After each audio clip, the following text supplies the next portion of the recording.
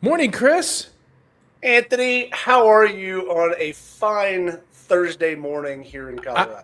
I'm very much looking forward to today's episode where it's very meta. Like we strive to help founders, and this is about why other people should do what we're doing. So I guess it's narcissistic. Maybe we're just full of ourselves. Maybe we're not servants. Maybe we're just egomaniac narcissists. Which I mean, it's kind of true. The reason that we do this is really because we like to learn about this. Hopefully somebody else learns along the way, but it's all about us, Anthony. It's always about us. You know, Anthony, I told you I met a really lovely mom the other day. She's a lovely person, and she had two identical twins, Amal and Juan. And lovely, but she only carried a picture in her wallet of just Juan. I said, why do you only carry a picture of just? And she goes, well, when you've seen Juan, you've seen them all. I knew exactly where it was going, and I was hoping you wouldn't finish it. Oh man, I've been sitting on that one. You should have stayed sat on it. Last episode on the what do you call fish with no eyes? Yeah. Oh, it's pretty good. Anthony, why do most founders treat their entrepreneurs like threats instead of multipliers? I mean, it's a great question. According to a 2023 study by the Kauffman Foundation, entrepreneurs who actively mentor or support other founders are 40% more likely to successful exits compared to those that operate in isolation. Sarah Blakely, unbelievable badass founder of Spanx, secretly funded 12 other female entrepreneur businesses before revealing she had been an anonymous investor for 3 years. When confronted about this unusual strategy, Blakely admitted, I figured if I can make other women rich, they'd eventually make me richer. Turns out I was terrible at math, but great at karma. Hey, Anthony, on How to Founder, we're going to be talking about something you and I care deeply about. It's helping other founders. I'm Chris Franks. With me is the surly, grumpy, but always willing to come at least chuckle at my dad jokes. No, you're not even chuckling at my dad jokes anymore, really. No, I'm willing to roll my eyes at your dad jokes, just like you do for me, Chris. Luckily, we have a very smart guest, and his name is Jan. And I'm going to go ahead and say his last name incredibly quickly. I'm going to say we should add him as I do this to see whether or not how close I can get to his last name. Jan van Schuppen. There you go. All right. Is the sales entrepreneur with over 3 decades of experience building global sales teams and founding multiple startups. He's helped bring a company to 75 million euro exit and currently runs Spades Holding, which invests in early stage startups while operating several businesses, including AI avatar development and sales coaching platforms. Jan, joining us all the way across the pond. It is so great to have you. You actually watched a full episode before you came on. Yeah, I'm shocked and surprised and thrilled, Jan. From now on, we're only going to get people in Europe on the show, Anthony, because apparently they're the people that watch. We're huge in the Netherlands. Like, it's huge. It's incredible. Jan, welcome. Let's just start with the big question. Why does this matter? Why we as entrepreneurs oftentimes start to feel like there's competition out there, particularly if you're trying to fund your startup, where you don't really want to talk about your investor relationships, because you don't want them to invest their money in this company and not invest in yours. Why does it matter for us to start to bring people together and actually help each other as an entrepreneurial community? Well, love that question, but to be perfectly honest, attaching it to the introduction, I'm a nihilist as well, or so this started out totally different.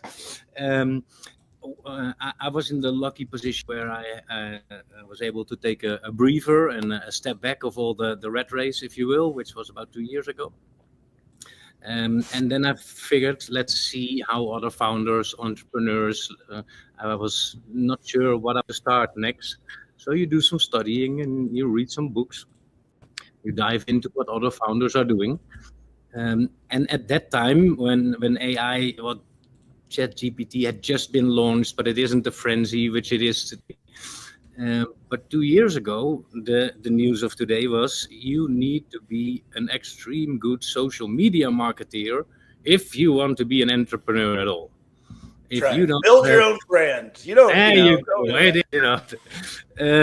so I started looking into that. I even did some coaching groups myself, finished YouTube, read a few books, and then I figured out that all these people that talk about entrepreneurship, they are great marketeers, but they have no idea what they're either talking about or they're not really entrepreneurs.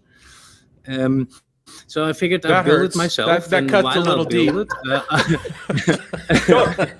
I'm not crying. You're crying, Anthony. And then while I do so, I'll find some people that are really skillful, and I'll give them my machine, which then does either PR or social media or building partnerships or building revenue systems. So that somebody that's really good in a particular skill, I rather help that one than teach a YouTube star how to actually close in conversation.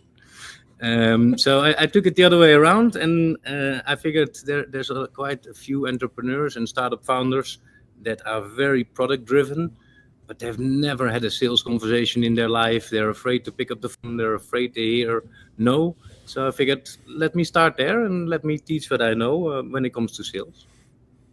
Anthony, this is a fun one because I think you and I get to weigh in here a little bit as well, because this is something that you and I do a lot of. It's just helping other founders. But I don't know that I'm asking this question just bluntly. Why? Why do you do it? Why do you help founders?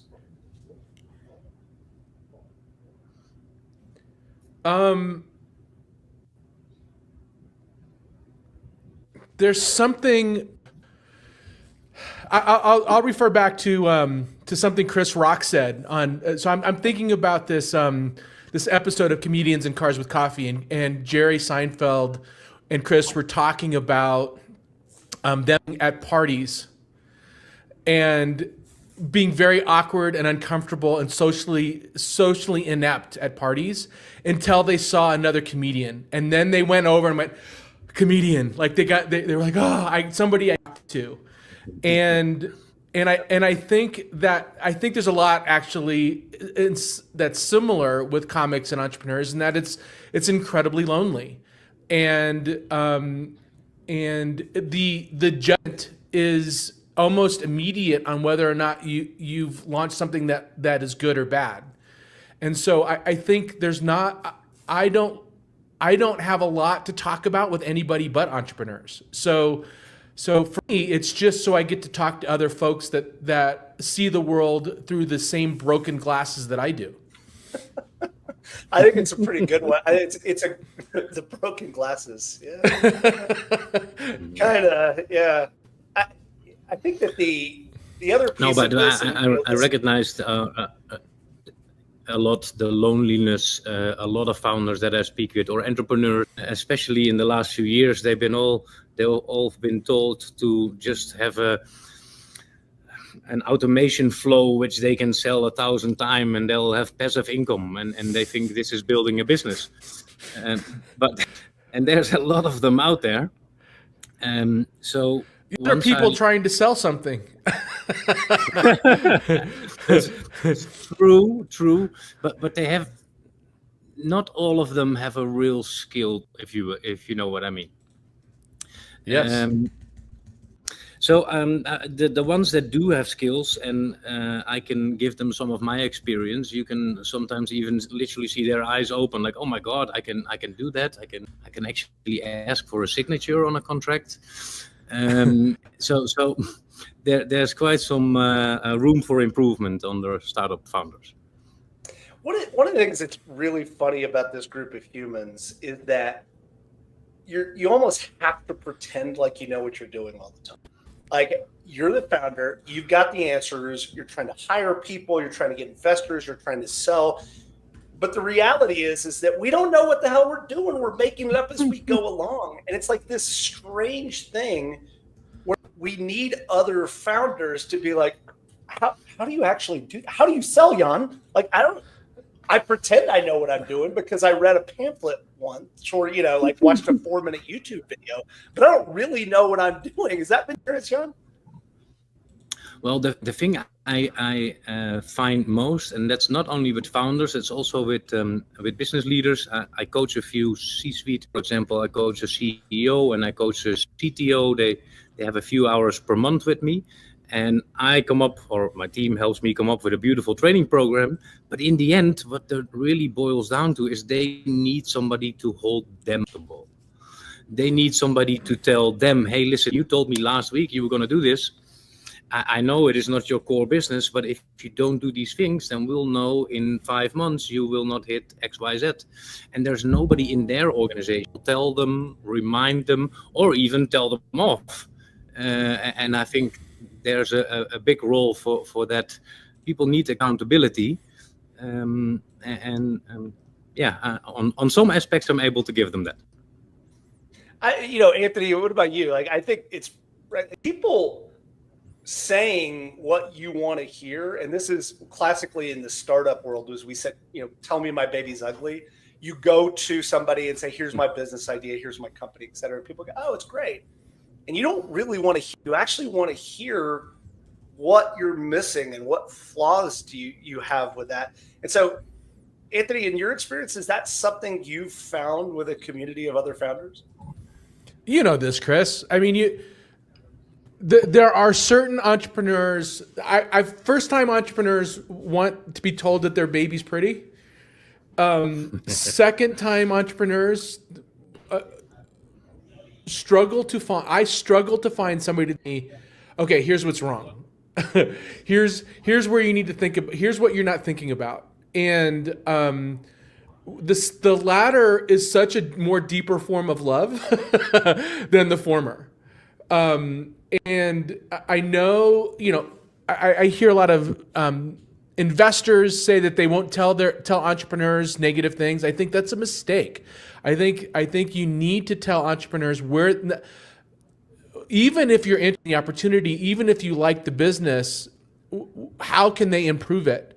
And the entrepreneur's job, by the way, is to not take not take the criticism or the feedback personally, and not to act on all of it, but take it as a data point. I think it's an important one. All right, so here we know, like, okay, we think it's important. We think it's important for us as humans is that we need that sense of connection. It is lonely. We need it for businesses purposes, Jan. We need those people to come and say, and to hold us accountable. We need that external person to keep pushing and nudging and believing in us. What else do we get with a community of founders? And I think this is really kind of one of the heart of my questions. Why should I, as an early stage founder that might not really have any idea of what I'm doing, why should I try to go help? I'm new to this. I don't want to, I don't know what I'm doing. Should I go out and try to offer to help other people as well?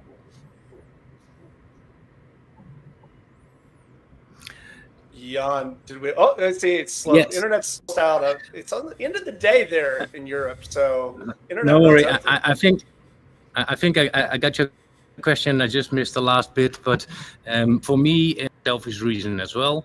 I do this in a services for shares model. So I'll help any founder in the world in order if they give up some shares. So there is different way to go about this. we can either serve startup founders with facilities that we have, whether it's design departments or AI support.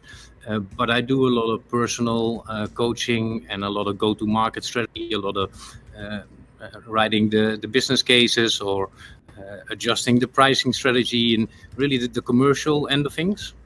And I do this only with let's say a handful of selected partners, because like for example, recently a startup approached me and they really wanted me to go in big, and it's not really an industry I know.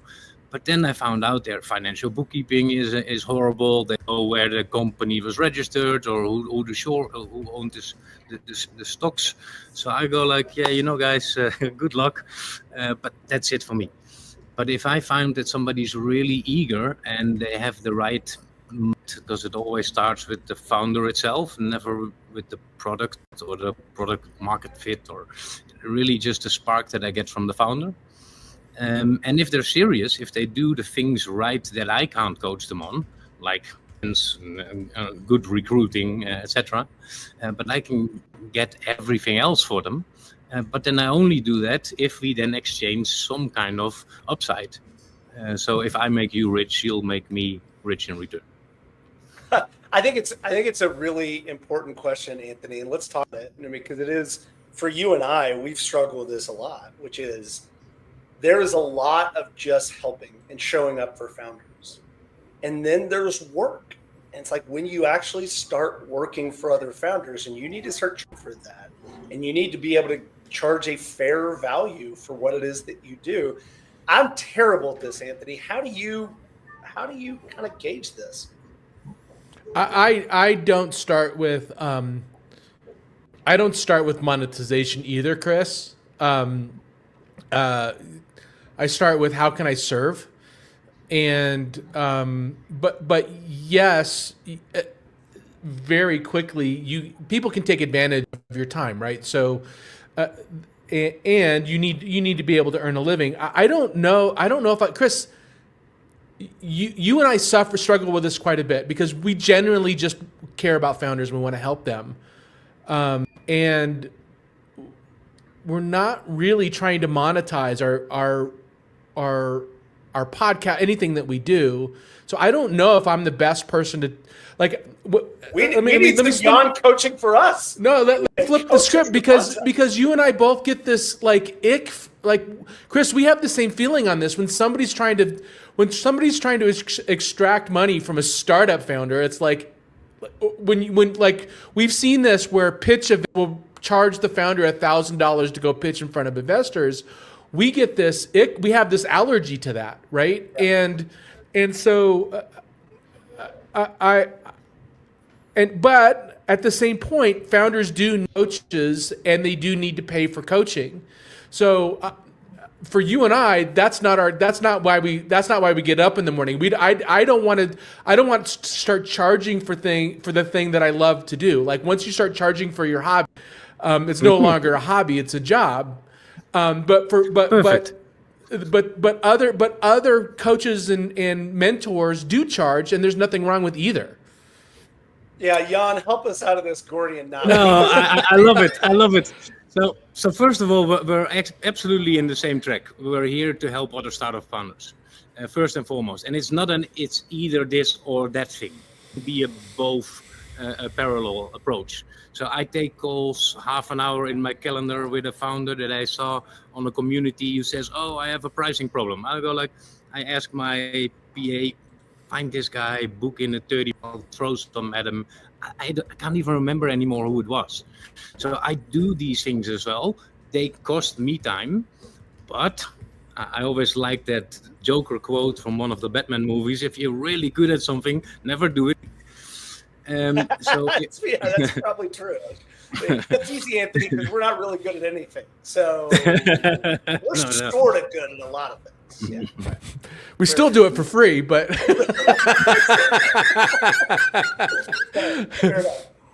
so that's my approach as well.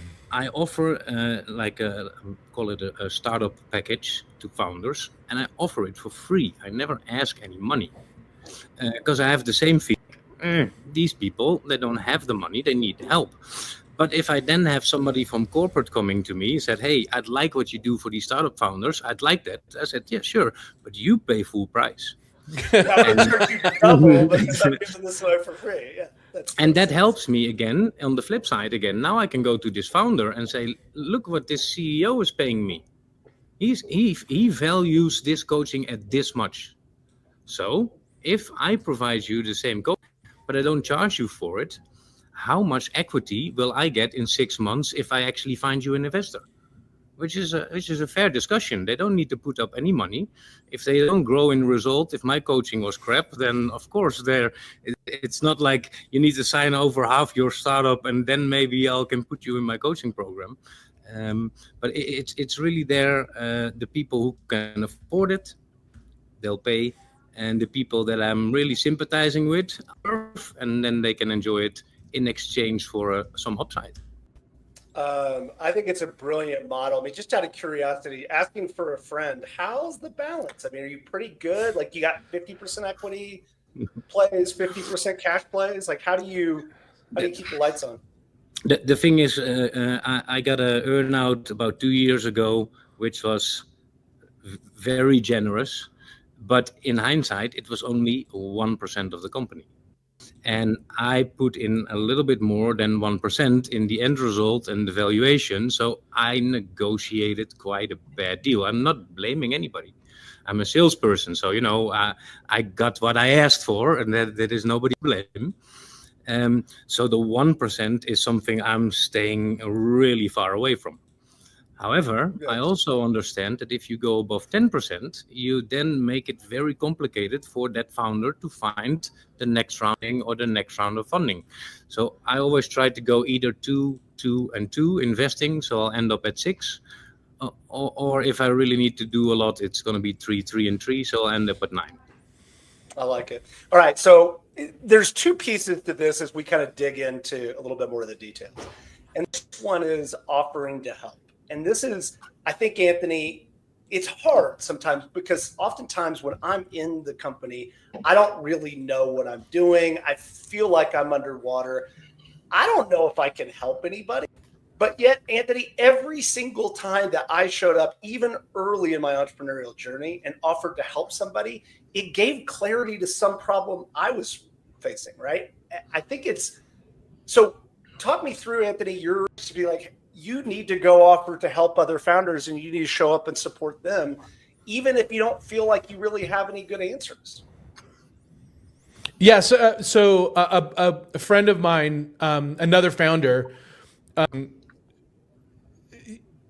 he said he like, puts it this way. You say friend and founder, we just know. We already know. Like, yeah. Fair enough.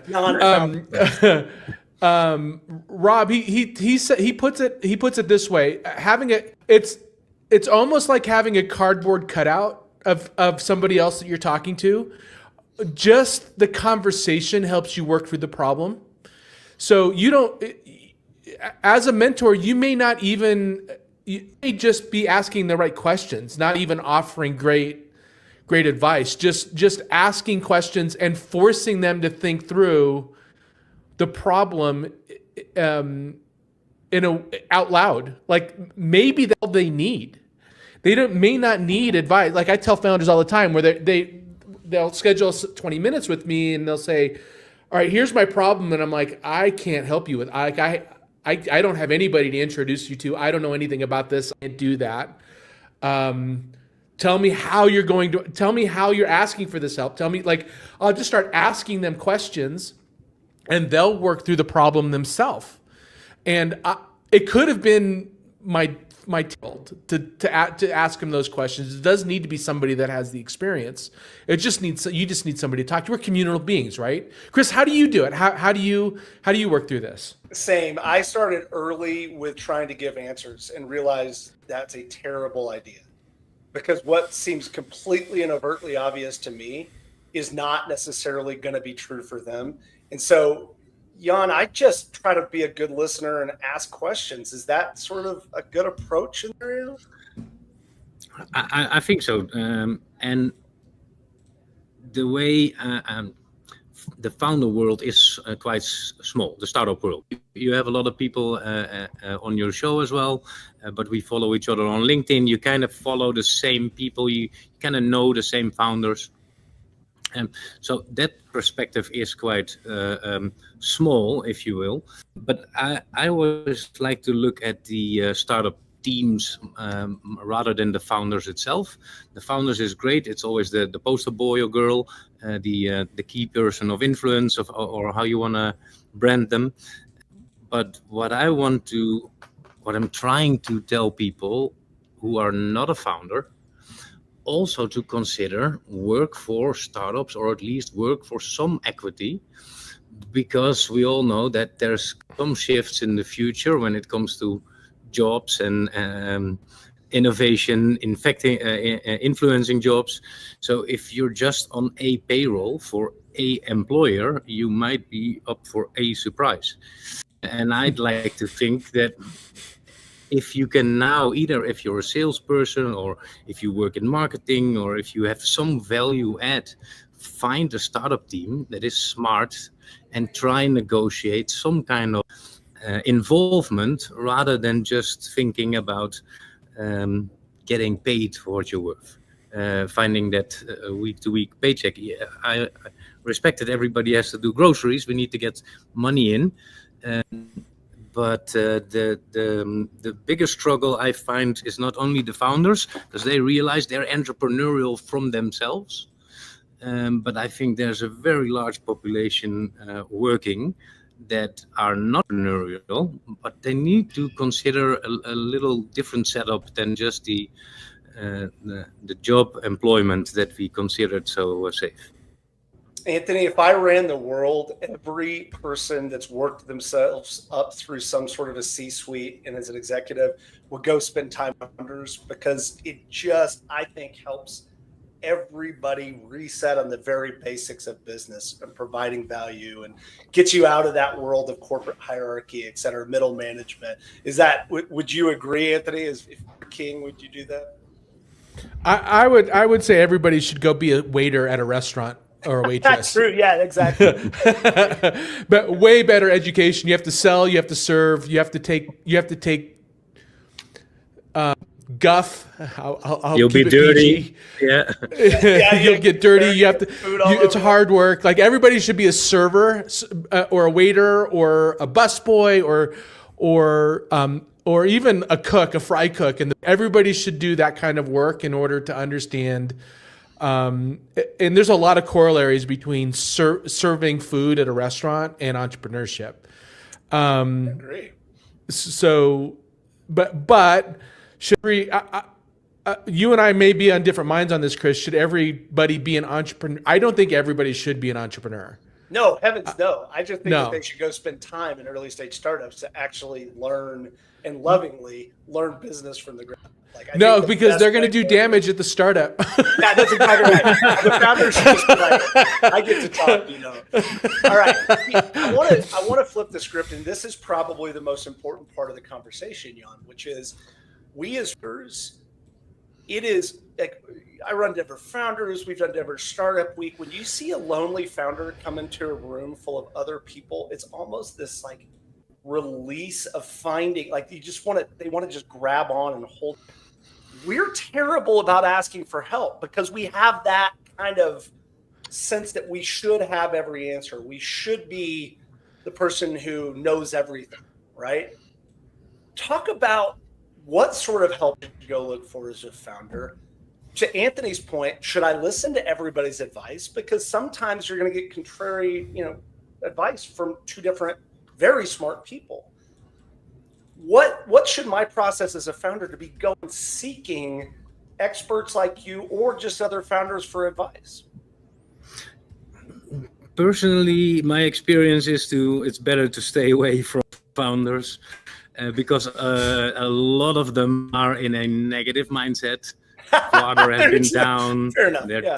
Their team is not coming. Their product isn't. All these things. Their click-through ratios are horrible, and all blaming external factors and the market, and never looking at themselves either, and that's infectious. So be careful with what other founders you'll be around. Would be my first advice. If you go to innovative face-to-face meetups where you have quality keynote speakers and people really dive into technologies or trends, great, do that. It usually brings up an atmosphere in the room that is forward-thinking. But skip a night startup get-togethers where everybody drinks too much and complains too much. I wouldn't. Right. It's just a full bitch session. I think it could be valuable at times, like to have a bitch session. I don't know. What do you think, Anthony? Sure, but I'm married. You can do that at home. Oh, look at Stephanie. We are such an international show. Stephanie, all the way from north of the border, and she's waving at us, but she's actually being, you guys are idiots. That's what she's Oh God, this is so bad. So, Anthony, but to answer your question, go ahead. Sorry. No, yeah, you continue on. Find really good at finance. Find somebody that really has brought a product to market. It could be retired, exited, could be bankrupt, but at least they had the experience. Speak with those people. Ask for mentorship. Is such a loaded, heavy word. But just reach out to people and say, hey, you know what? I have a few questions. Do you have 5 minutes? I'd love your opinion. And if you ask 10 people, 6 or 7 will say yes. You're going to be perfectly fine. You'll get all the inspiration. You'll get a lot of, please don't do these things. So you can still consider them because your situation might be different, but then at least you have this little warning light. So I'm not necessarily pushing founders to other founders. But as founders, you always got to find and seek people out that know things about stuff that we don't always do ourselves. Anthony, I think it's a really good point. Like I tend to think that sometimes we do need at least that kind of emotional support with other founders. But what Jan is saying is really critical, which is take a very hard look in the mirror of what you know and what gaps you have, and then seek out people to help you learn those gaps. Has that been your experience? No, I'm not smart. I just fail at the things. And I thought that's how you found Chris.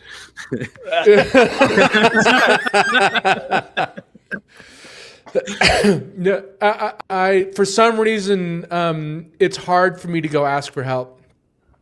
It's really hard for me to go ask for help. I think it's a universal, Jan, and that's the big hurdle for, I think, so many founders. If you were talking to Anthony and I, and you knew that we were both terrible at finance, which we are, well, how would you go? How would you suggest that we get over sort of this? I love giving help, but asking for help is really hard. I mean, I'm supposed to be the expert here. Sorry, did you ask Anthony or me? No, you. Yeah, you're going to coach us right now, live. This is it. We need some help. All right. So, when I was a kid, like really young, my dad was very commercial as well. He was a salesperson as well, and he taught me because we have this saying in the Netherlands. It says, "Kinderen die vragen worden overgeslagen." Anthony might know what it means. Yeah, Anthony's got translated that. Can you translate, Anthony, please?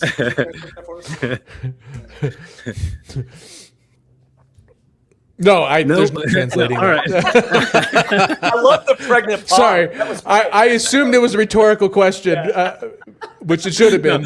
The saying is, kids who ask for whatever it is, they'll be passed over. So, and then the drawing would be like there's 10 kids, they're all nice, and one would be nagging for candy, but no. And then when the candy route comes, everybody gets except for that nagging. You shouldn't ask for shit. And my dad said that's the biggest lie in our whole world of phrasings, because if you don't ask for it, you'll never get it.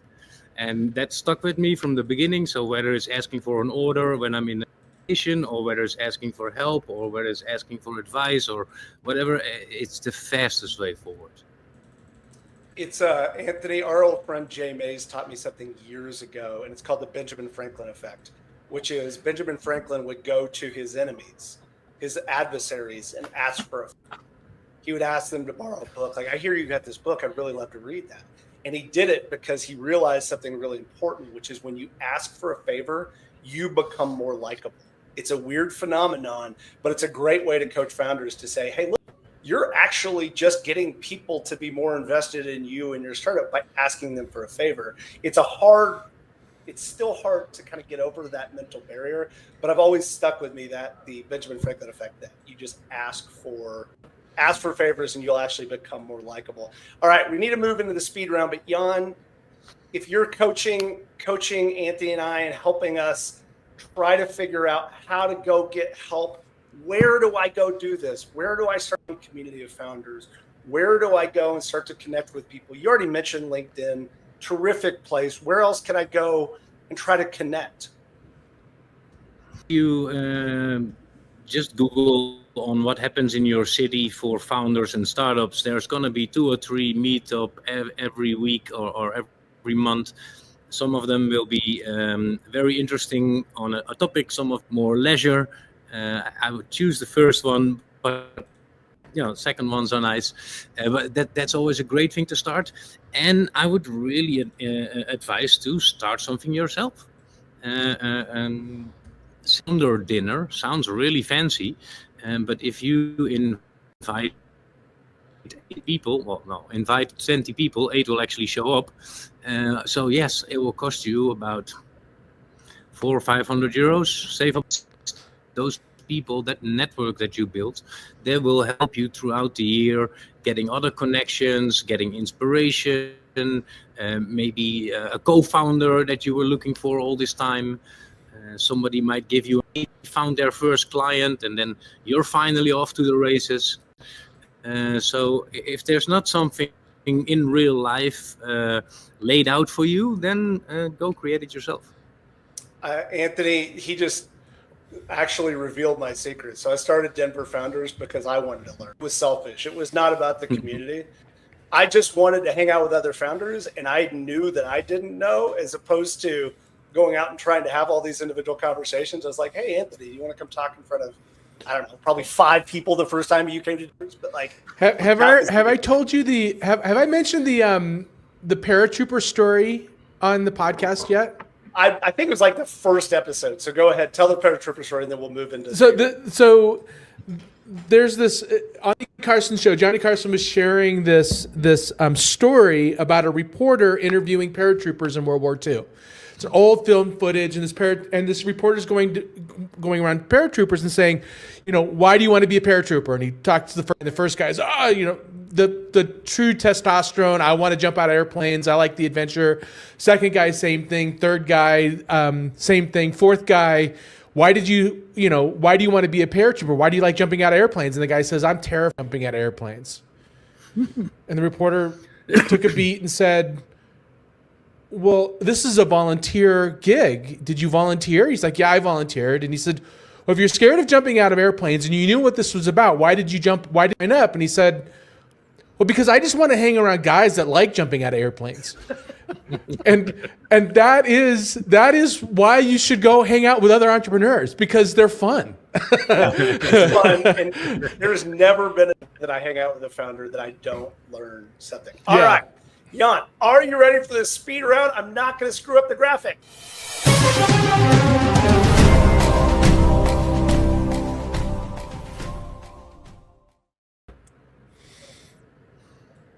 Oh, you're muted. There you are. You were muted. Why? I couldn't hear a thing you were saying, Chris. I just feel like I crushed that.